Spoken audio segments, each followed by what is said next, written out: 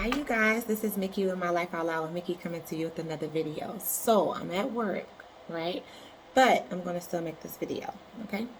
So God was showing me some things. Of course, here lately, I've been going through a deliverance, a healing, I wouldn't know really how to, explain it besides the fact that we all know that it comes a time in our life where God is trying to transition us from one place to the next.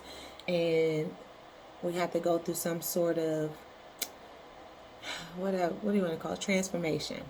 Let's use that. Thank you, Holy Spirit. So go through a transformation phase. Now, the crazy thing is that some of this stuff that you carry throughout time doesn't really have anything.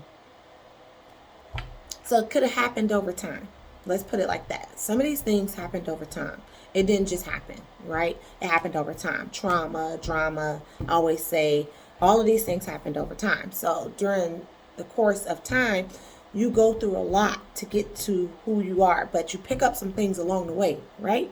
So you go through rejection because you don't understand. You're like, okay, you're walking through life, you're going through rejection, you don't understand why you're going through rejection. So in that moment, oh, this is good. So in that moment that you go through this rejection, you feel like, that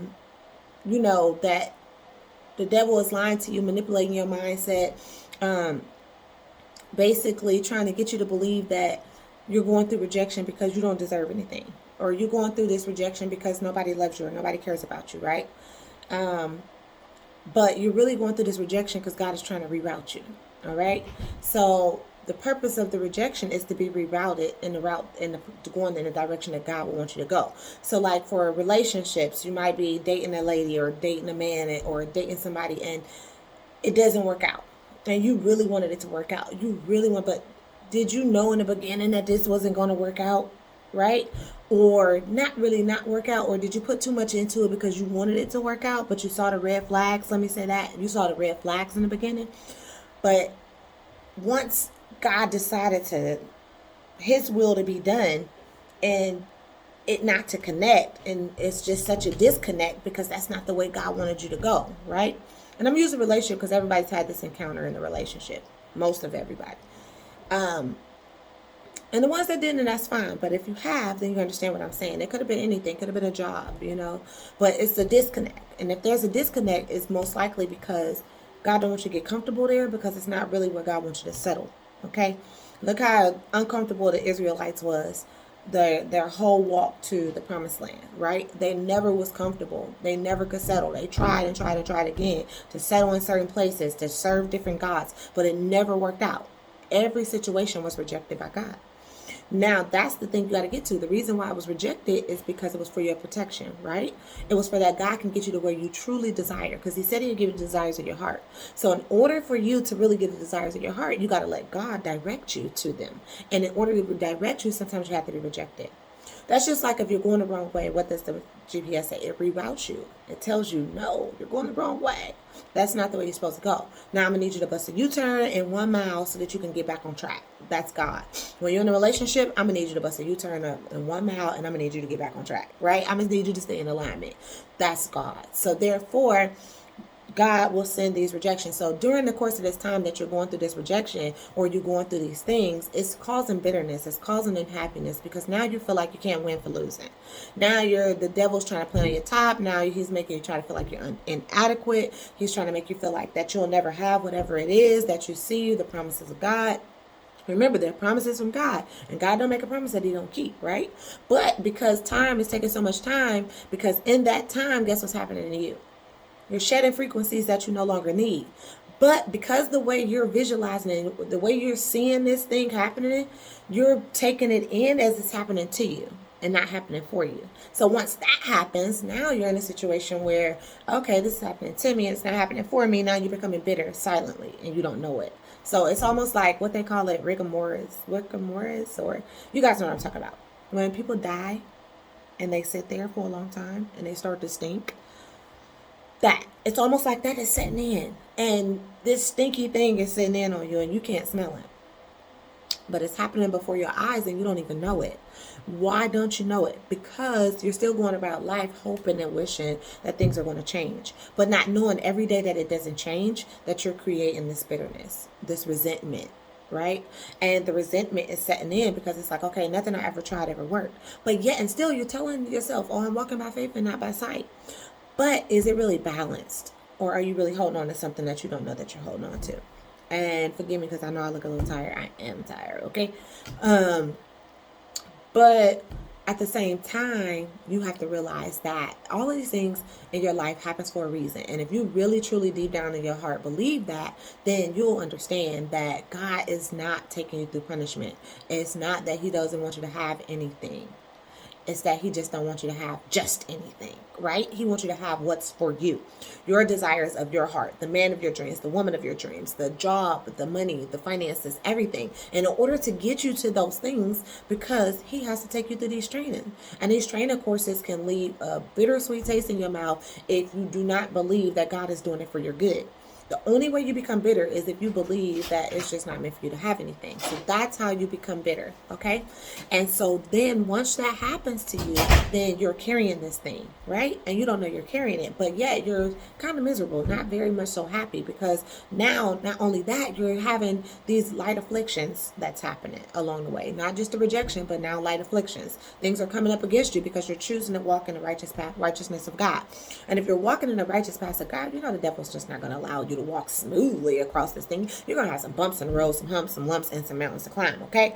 And you got to stand at the mountain and tell it to move and get out your way so that you can walk through the valley of the shadow of death. You understand? So you walk and you moving this mountain out the way just to walk through the valley of the shadow of death, and you're like, wait a minute, I thought I moved this mountain. So all of these things are adding up if you're getting my drift, okay?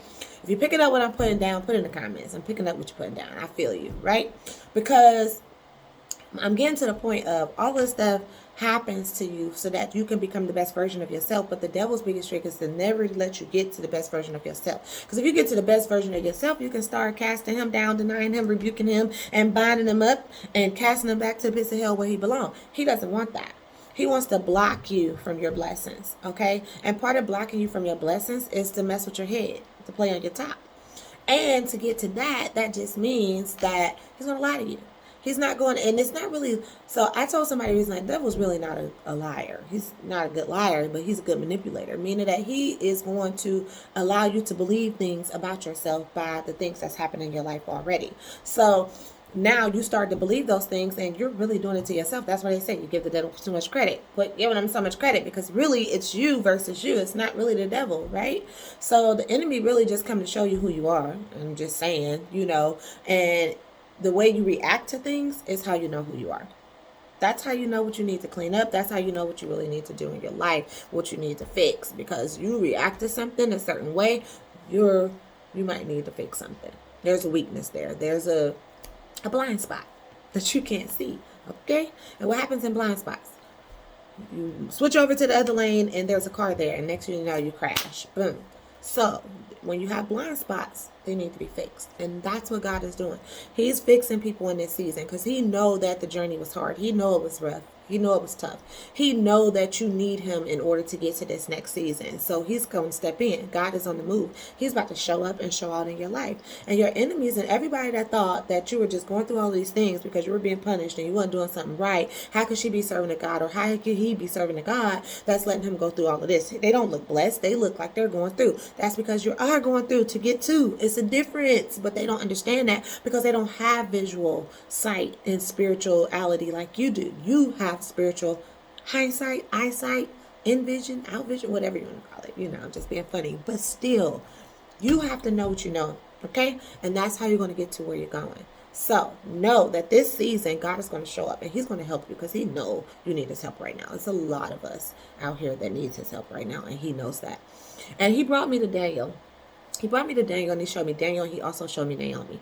He first showed me Daniel by showing me that everybody tried to set Daniel up. They were so jealous of Daniel. They just thought because he was so righteous and he wanted to do things and he wanted to pray and he wanted to serve God that they were going to set him up and get him thrown to the lions, right? But God had a plan for that. He's like, no, I'm going to send an angel in there and I'm going to shut the mouths of the lions, because you know why? Because your God is the only God and he's the God over everything. So therefore, nothing can come by you or harm you, no matter what the enemy try to set up for you. Your enemies, right? And sometimes your enemies are your inner me. It could be you as your own enemy. So you have to be careful. Now, because Daniel got thrown in the lions den, it didn't matter. The king still wanted Daniel to be alive because he knew that Daniel was good. And what happened after that?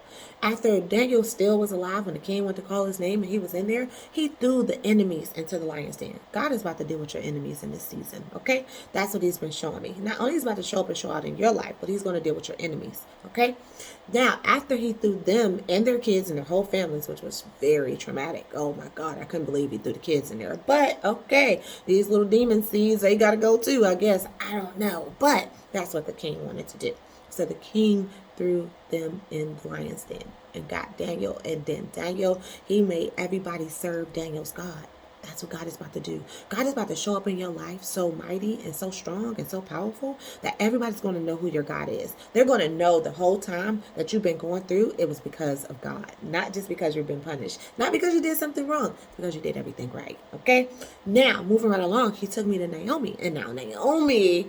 Okay, we already know. She called herself Myra. Why? Because she was so bitter. She had lost her husband. She had lost her sons. And now she got these two daughter-in-laws that want to travel with her to the next place. And one of them was like, okay, forget it. You don't want me to go? I won't go. The other one was like, no, I'm going. Your people is my people. Your, whatever that is for you is for me. Period. And they went. But Naomi thought life was over with, but it wasn't. She was just getting started. God was using her to help somebody else, to push them to the next level. Even though Naomi didn't have a strength in a bone in her body, God is so strategic that he walked her straight into her blessing, and she had no idea. He walked her straight into having another grandson, another son, somebody else she can raise, right? Something else she can do. It was not over for Naomi. It just looked like it was over. So I'm just telling this to somebody. It may look like it's over for you. It may look like you don't know where God is going to pull it from. The rent is due. The car note is behind. Everything look like it's just falling apart, and you're feeling kind of bitter, like Naomi did. But God is saying, I'm not done with you. That just looks that way because I'm trying to push you to the next season. I'm trying to push you into what's next. I took all of them old things away because you didn't need them anymore. I needed you to do this. So I had to redirect you into a place where I can do what I needed to do in your life. And that's what he did for Naomi. He redirected her back to her hometown so that way now Boaz can meet Ruth, and Ruth can bore a baby by Boaz, and they could be a happy family. And matter of fact, Naomi had just as much as she had when she lost what she lost. That means God is going to give it back to you, just like he did Job, 10 times more than what you ever had or could ever imagine. He always tell me that you have not lost nothing that I have not given you yet. So quit thinking that you lost something when things go away. When they go away, let them go. When people say bye, say bye back, okay? And be okay with the bye. Most of us are not okay with the bye because we have separation anxiety, because we had to let so much go that we feel as though that we're losing everything and we'll never hold on to anything. But what is it to gain the whole world and lose your soul? Meaning that some of these things has come to steal, kill, and destroy you. It did not put you in a place where God wanted you to be, for you could be at total peace and restoration and be liberated in your life. These things came to keep you hindered, to keep you bound, to make you work too hard. Some of these relationships, oh my God, I can tell you all about it. You don't want it. Because you got to work too hard. They make you work too hard. You want somebody that you can gel with. It may not be perfect, but it doesn't have to be that hard. Because when God is in it, God will do the mighty work. You understand? So, I stopped by to tell somebody today, hold on, because God is on the way, baby. He's about to show up and he's about to show out for you, okay? And not to mention that, just know that the devil is a great manipulator, so don't let him play on your top. He's trying to block your blessings, but continue to pray for healing. Don't pray for the money all the time. Pray for God to show you how to make the money. And then once he show you how, don't be bitter about his process. His process is not going to look like what you think. His process is going to be his process, because his ways are not our ways and his thoughts are not our thoughts. But he is our God. So don't lean to your own understanding, but all your ways acknowledge him, and he will direct your paths. And be okay with it. Accept it. Be okay with the fact that you're chosen. What happened? Have you tried my servant Job? Is what he said. Have you tried my servant Job? Meaning that God considered Job. God has considered you. And that's why you're going through what you're going through. So be okay with that. He loves you and he's going to hold you down. It's the season and time of recompense. Daniel didn't die in the lion's den. You won't die there. You're going to live, but don't kill yourself before your time by shutting down and being bitter, okay? Stand up in it. Don't be like Lot's wife and look back and die because it didn't happen the way you wanted it to. I love you guys. Mwah.